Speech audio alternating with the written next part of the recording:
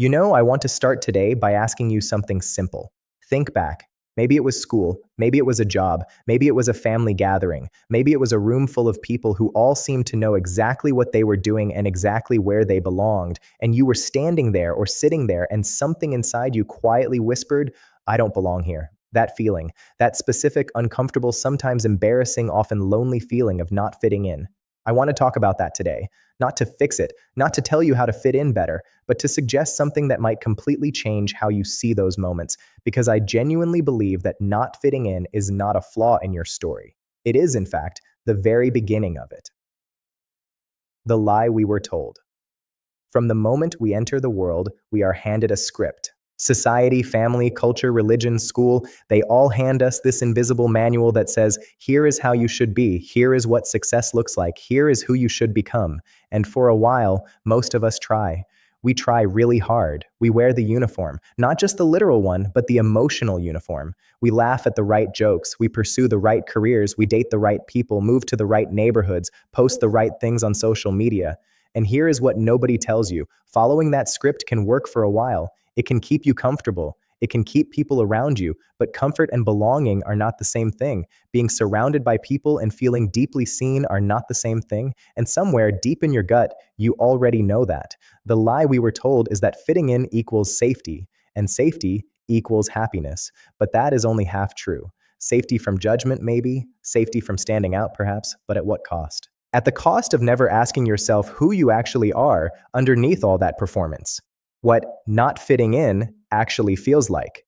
Let's be honest about this, because I think we sugarcoat it too quickly. Not fitting in hurts. Let's not pretend it doesn't. When you're the kid sitting alone at lunch, it's not a philosophical moment. It's painful. When you're the one at the party who can't find a single conversation to attach yourself to, it feels like failure.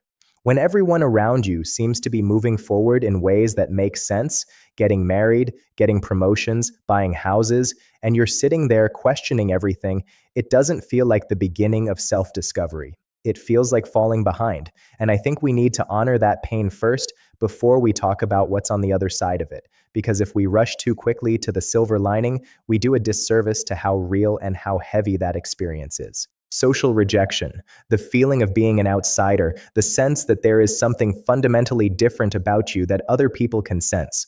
This is genuinely hard to carry. It can lead to anxiety, to depression, to a deep and persistent feeling of unworthiness. But here is what I've noticed. In my own life, in the stories of people I've spoken with, in the lives of virtually every person who has ever contributed something original to the world, the people who eventually found their truest, most alive selves almost always went through a season, sometimes a very long season, of not fitting in. And I don't think that's a coincidence. The gift hidden inside the discomfort. When you fit in perfectly, you stop questioning. Think about that for a second. When everything around you confirms who you are and what you should want and how you should live, when your environment constantly says, yes, you belong here, yes, this is right, there is very little incentive to go deeper. You don't look for yourself when the surface feels solid. But when the surface cracks, when you don't fit, when you feel misaligned, when something in you resists the narrative everyone around you seems to accept without question, that's when the real work begins. That discomfort is an invitation, a painful, uncomfortable, unwelcome invitation, but an invitation nonetheless.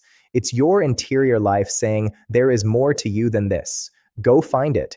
Think of it like a pressure cooker. The discomfort of not fitting in creates pressure, and pressure, when you respond to it with curiosity instead of shame, forces you inward. It forces you to ask the questions that people who are perfectly comfortable never need to ask. Who am I really?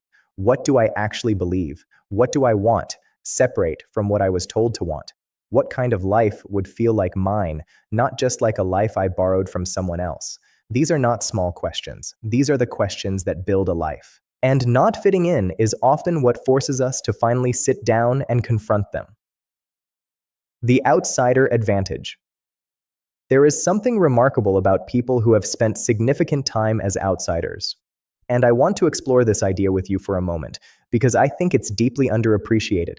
When you are on the inside of something, a social group, a culture, an ideology, you absorb its assumptions. You start to see the world through its lens without even realizing it. The inside view is warm and comfortable, and it gives you community, but it also gives you blind spots. You stop being able to see what the system looks like from the outside because you've forgotten what the outside feels like. The person who doesn't fit in doesn't have that problem. The outsider sees things the insider can't. They notice the unspoken rules precisely because those rules were never natural to them. They see the arbitrary nature of social structures because those structures never quite held them. They question the things that insiders accept as givens.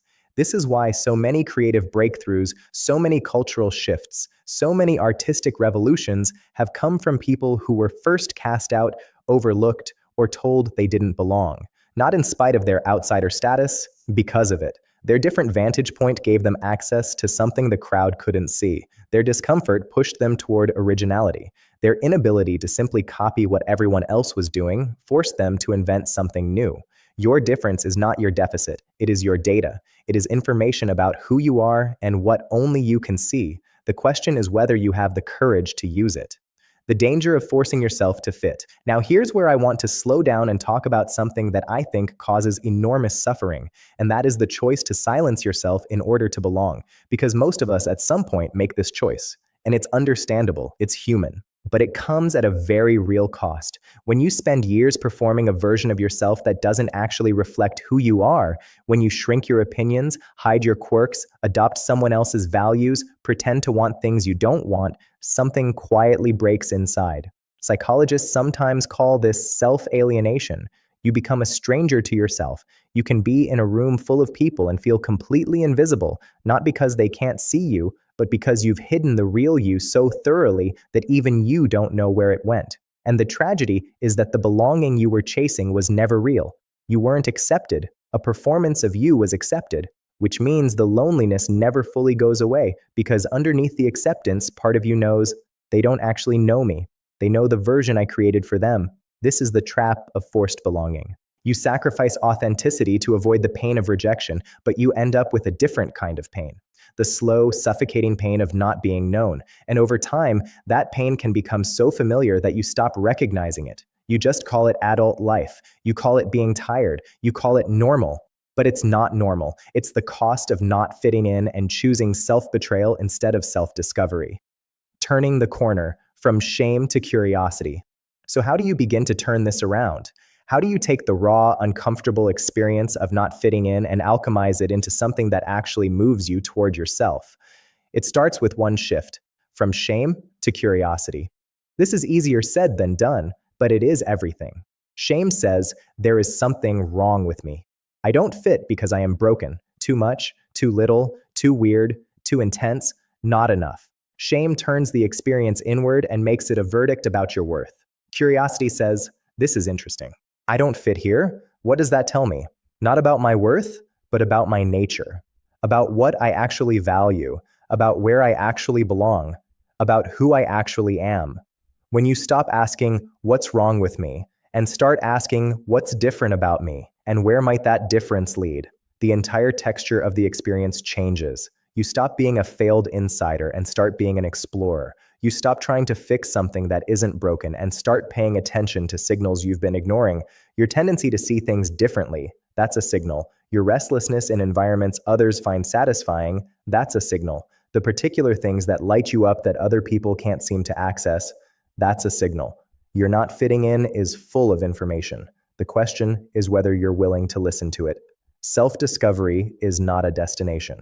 I want to make sure we're honest about what self-discovery actually is, because I think there's a romanticized version of it that can actually get in the way. Self-discovery is not the moment when everything clicks and you finally know exactly who you are. It's not a single epiphany. It's not a personality quiz or a retreat or a relationship or a job that finally makes all the pieces fit.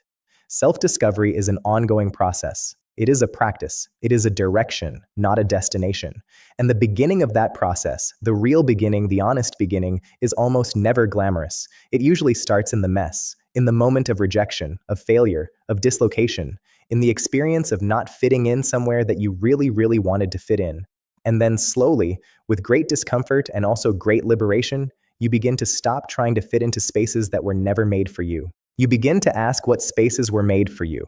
Or better yet, what spaces you might need to make for yourself. You begin to understand that belonging doesn't mean blending in. True belonging, the kind that actually feeds the soul, is when you can be exactly who you are in all your specificity and strangeness, and have that version of you genuinely welcomed. But you can't find that kind of belonging while you're wearing a mask. You have to take the mask off first. And taking the mask off starts with accepting that not fitting in was never a failure. It was a sign. The people who went before you throughout history, the people who changed things, who built new ideas, who created new art, who pushed against the walls of convention and made space for something new to exist, almost universally experienced profound not belonging before they found their place and their purpose. They were the students who couldn't sit still in classrooms designed for compliance. They were the workers who asked questions their bosses found inconvenient. They were the artists who couldn't make themselves create what the market wanted. They were the thinkers who couldn't stop at the edges of acceptable thought. They were the people who, in trying to fit in, felt like they were dying a little bit each day, and who eventually chose the discomfort of being themselves over the comfort of pretending. They weren't special because they had more courage than you. They weren't special because not fitting in hurt them less. In many cases, it hurt them more. What they chose, eventually, was to let the pain of not fitting in teach them something rather than define them. They leaned into the questions instead of running from them. They followed their strangeness to its source. And what they found there, more often than not, was their life's actual work. You are in that lineage. Every person sitting with the discomfort of not belonging is in that lineage. The question is not whether you are different enough to matter. The question is whether you are willing to follow that difference long enough to find out what it's for. What I want you to take with you. As we close, I want to leave you with a few things that I genuinely hope settle into your bones, not just your mind, but somewhere deeper. First, not fitting in is not a life sentence. It is a chapter, and for many people, it is the most important chapter, the one that makes all the other chapters possible. Second, the version of you that doesn't fit, that version is not your flaw. It is your fingerprint. It is the specific, irreducible, one-of-a-kind shape of who you are.